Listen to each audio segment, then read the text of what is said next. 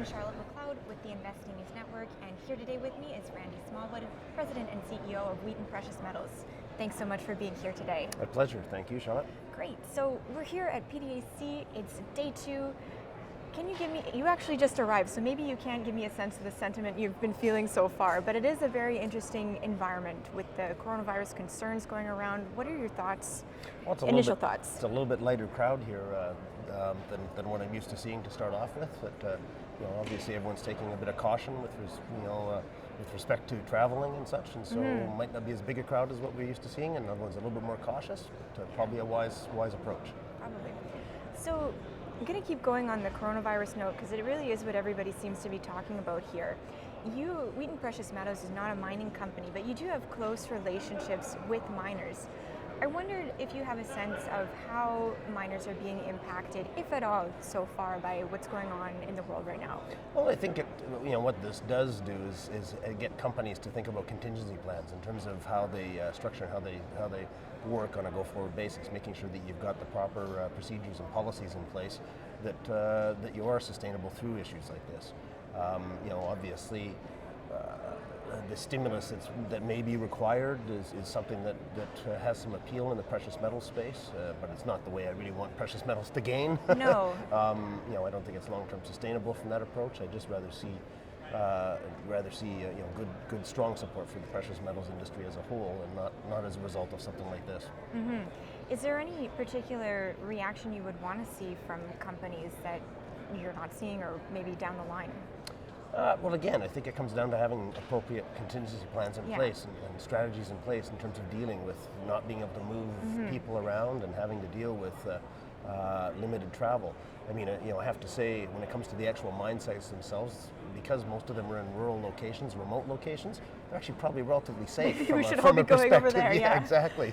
And so, I think there's probably a bit of an advantage in the mining industry just because it is in such remote locations that you probably don't have as much of a potential impact in situations like this. But just cutting down non-discretionary travel.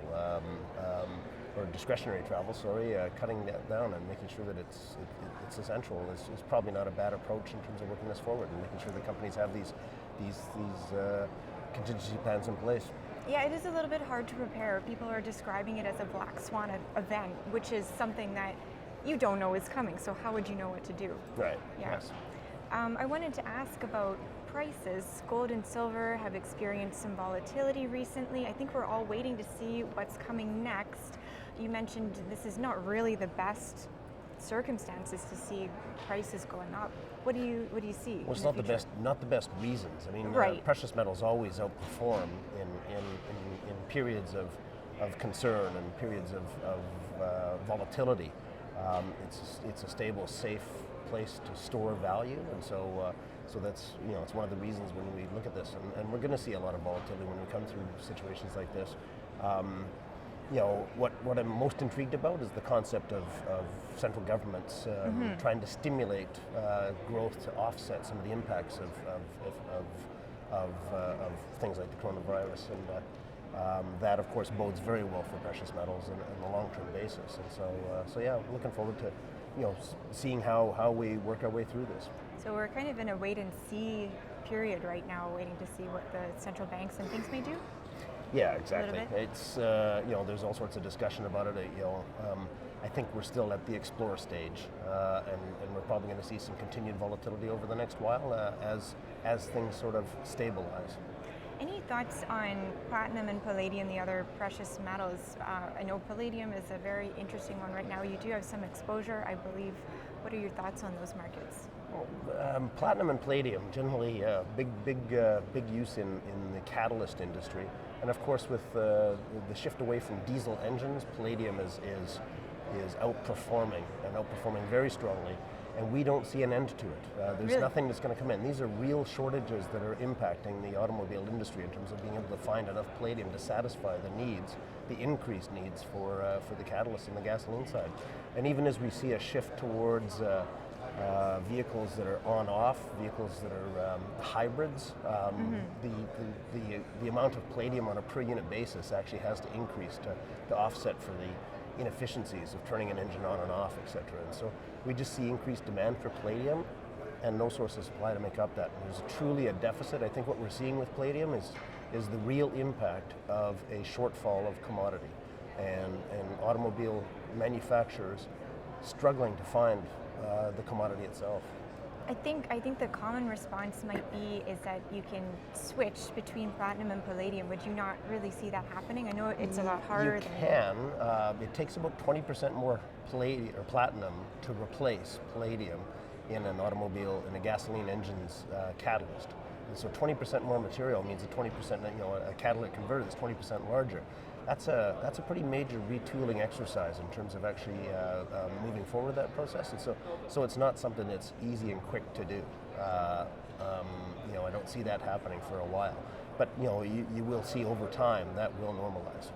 So palladium, you would see sustainable at these very high price levels. Yeah, we just don't see any change in supply. There's just a definite deficit in terms of commodity out there, and there's nothing that's going to change it over the next while.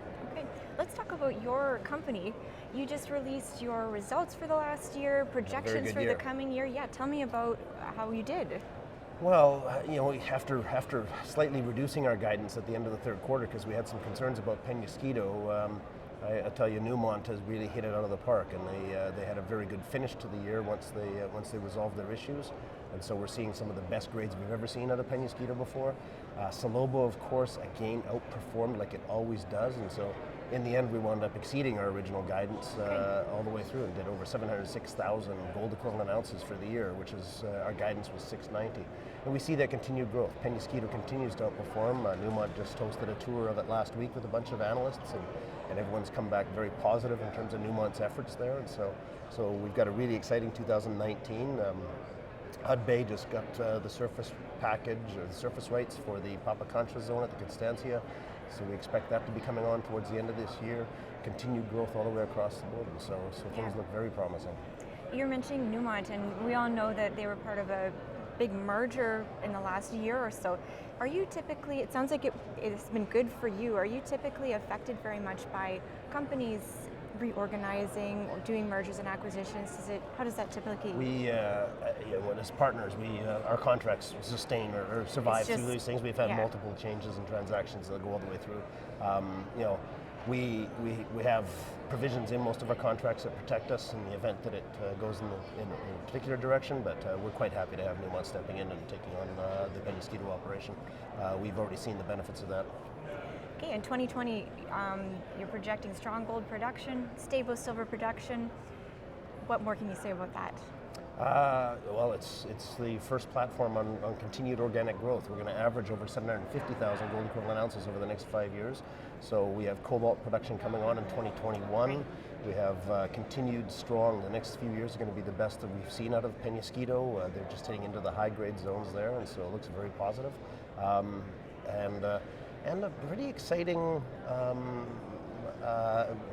corporate development front too. Lots of interesting, exciting projects on the corp dev front, where we see finding some significant high quality and decent sized opportunities out there. So hopeful that we can make a few acquisitions over the course of the year too. Okay. Would those be, are you anticipating in precious metals or? Our focus is precious metals. Because we've got some cobalt coming on stream. That's why I asked. It's a one and only. If it wasn't Voisey's Bay and if it wasn't Vale, we wouldn't have done that transaction. Vale is an excellent partner of ours. Voisey's Bay, the cleanest, greenest, most socially responsible, most environmentally sound cobalt in the world. And so we're not out looking for cobalt. We are focused on precious metals. Okay. All right, so just wrapping up, I wanted to ask, you seem like you're very business as usual despite everything that's going on, which is usually the case for your company. Is there anything else, any factors that people may be missing as they focus on the coronavirus, all these other things that are going on? Well, I think it's cutting out some of the discretionary travel, just trying to limit some of that and trying to get this under control. As we've seen, we've had a number of governments argue they've got it under control, but we're still seeing some growth around the world. So it is something that we have to be cognizant of and just stay on top of.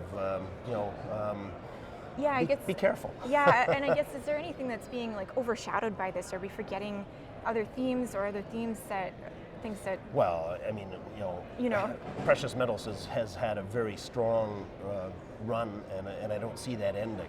I see this as some volatility on the way, but we do see continued reason for strength in precious metals on a go-forward basis, constantly around that. And I look at this from a precious metals pricing perspective. This is noise on that, but it's something that's going to have a bit of an impact, but it's going to be pluses and minuses. Okay, well, thank you so much. We'll leave it there. That was great. Thank you, Charlotte. Thank you. Once again, I'm Charlotte McLeod with the Investing Network, and this is Randy Smallwood of Wheaton Precious Metals.